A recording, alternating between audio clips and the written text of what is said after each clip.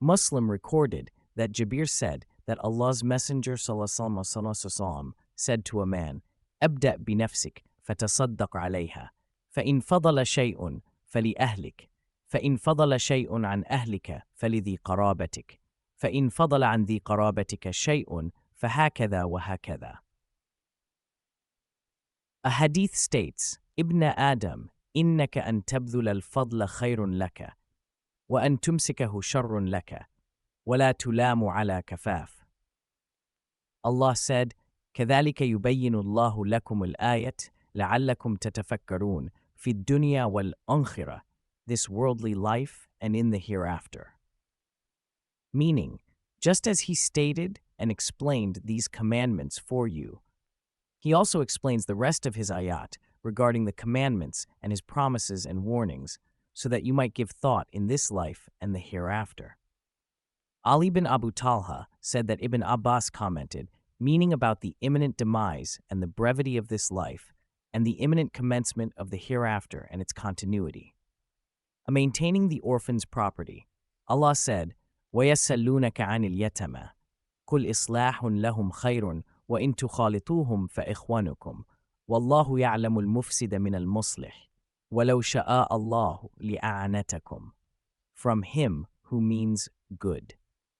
And if Allah had wished, he could have put you into difficulties. Ibn Jarir reported that Ibn Abbas said, when the ayat, وَلَا تَقْرَبُوا مَالَ الْيَتِيمِ إِلَّا بِالَّتِي هِيَ أَحْسَنُ, and إِنَّ الَّذِينَ يَأْكُلُونَ أَمْوَالَ الْيَتَمَى ظُلْمًا إِنَّمَا يَأْكُلُونَ فِي بُطُونِهِمْ نَارًا وَسَيَصْلَوْنَ سَعِيرًا, were revealed, those who took care of some orphans, separated their food and drink from the orphans' food and drink. When some of the orphans' food and drink remained, they would keep it for them until they eat it or otherwise get spoiled. This situation was difficult for them, and they mentioned this subject to Allah's Messenger sallallahu. وَيَسَلُّونَكَ عَنِ الْيَتَمَى قُلْ إِصْلَاحٌ لَهُمْ خَيْرٌ وَإِن تُخَالِطُوهُمْ فَإِخْوَانُكُمْ. Hence, they joined their food and drink with the food and drink of the orphans. This hadith was also collected by Abu Dawud, An-Nasa'i, and Al-Hakim in his Mustadrak. Several others said similarly about the circumstances surrounding the revelation of the ayah, including Mujahid, Ata, Ash-Shabi, Ibn Abu Layla, Qatada, and others among the Salaf and those after them.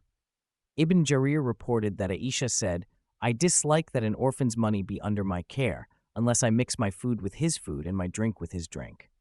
Allah said, "Kul islahun lahum khayrun," meaning, on the one hand, Allah then said, وَإِن تُخَالِطُوهُمْ فَإِخْوَانُكُمْ, meaning, there is no harm if you mix your food and drink with their food and drink, since they are your brothers in the religion. This is why Allah said afterwards, وَاللَّهُ يَعْلَمُ الْمُفْسِدَ مِنَ الْمُصْلِحِ, who means mischief from who means good, meaning, he knows those whose intent is to cause mischief or righteousness.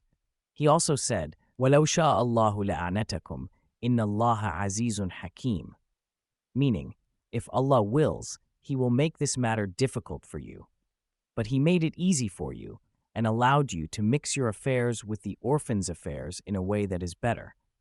Similarly, Allah said, وَلَا تَقْرَبُوا مَالَ الْيَتِيمِ إِلَّا بِالَّتِي هِيَ أَحْسَنُ. Allah has thus allowed spending from the orphan's estate by its executor in reasonable proportions, on the condition that he has the intention to compensate the orphan later on when he can afford it. We will mention about it in detail in Surah An-Nisa by Allah's will.